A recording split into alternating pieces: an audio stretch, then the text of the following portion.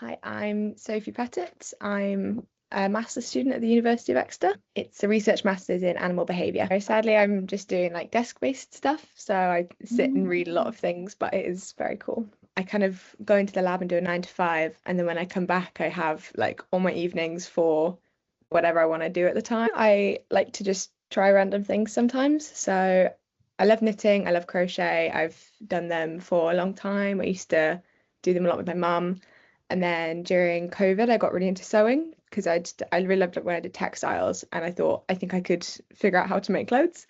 And so then, because I had so much time during COVID, I learned how to like follow patterns and do things like that, which was great. And then now I don't have my sewing machine with me, but I still do a lot of knitting and crochet, and I've been getting more used to following large patterns and making bigger things, which is really fun. My mum taught me how to knit, and I thought she taught me how to crochet as well. And then she told me recently, she went, "No, you learnt on YouTube. You didn't like me teaching you, so you just went on YouTube and learned how to do it then." I think I was in primary school for both of them, and I liked knitting more when I was younger because it was like you just followed whatever you were doing. Um, and then more recently, kind of when crochet became more popular, I was like, I know how to crochet, and I was like, oh, it's really nice and free. You can do like whatever you want with it. I think a lot of it was really intuitive. I knew how to do some basic stitches from like my mum when I was younger, and I would do some stuff with my nan as well sometimes. Um, but yeah, I read a bit, I watched some videos, and I was like, oh, so you do this, and I kind of again asked my mum, and I was like, how do you do this? But I always found it quite easy making like things fit together. I find it really rewarding, like being able to make something with my hands and see like a final product. And like even if it takes a long time, it's like you get bored halfway through. It's like at the end of this, you're gonna have something really nice, and I really enjoy that. And I think especially with sewing as well, I can go, I have a vision for something that I want to make, and then I can just do it. And I think that's really good. I'm also I'm quite against like fast fashion, and I'm really passionate about kind of like making clothes that fit you and that you can wear for a long time and being like sustainable. So I really like that I can go and I can buy this fabric and I'll know where it comes from, and then I'll know what it is that I'm wearing. I think it's kind of to some degree a life skill. Like I think everyone should know how to like fix their clothes if they've got a rip in it at the very least. But also like it's something that historically humans just did to make their clothes and I think learning that now and like learning it from your family especially, I really think that's something that you shouldn't lose, and you shouldn't miss the opportunity to learn skills like that. Yeah, I definitely have a lot of like happy memories, even if they're like seem like really mundane, of being like in my teens or younger or even in my 20s and sat like watching TV with my parents, and then me and mum will both be crocheting something.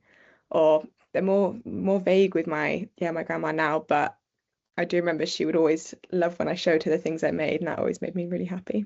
I always feel like with gifts, sometimes I'm like, oh, I don't know what to do, but when I make something, I'm like, this feels like I've put more time and effort to it, so it feels more special. And if I get a gift that someone's made for me, I'm like, this is really makes me really happy. So I love being able to make things for my friends. Always like, oh, I'd be like, oh, I'm artsy, but I wouldn't necessarily say an artist because I'm like, oh, I don't really have like qualifications in it, or it's yeah, I'm never sure if it feels like serious enough. But I guess if you're like, I would want to say like somebody who's an artist would be someone who probably did it professionally.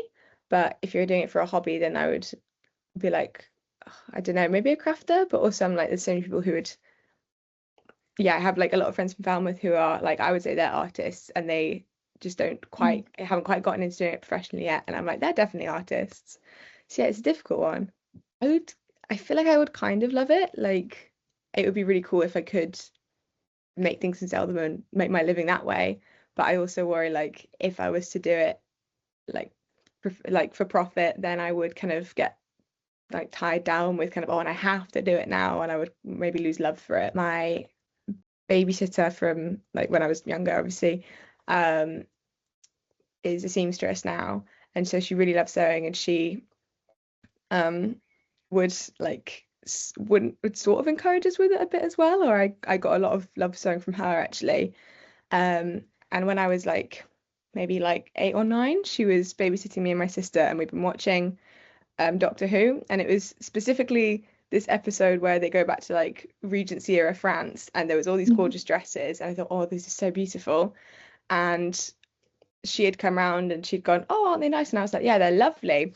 And she went, should we make you one? And I went, yes. And so she made this like Regency style dress out of newspaper and scrap fabric and masking tape, and she put me in it, and there's like a photo somewhere of me in this like newspaper dress, and it was brilliant. I thought that was so cool.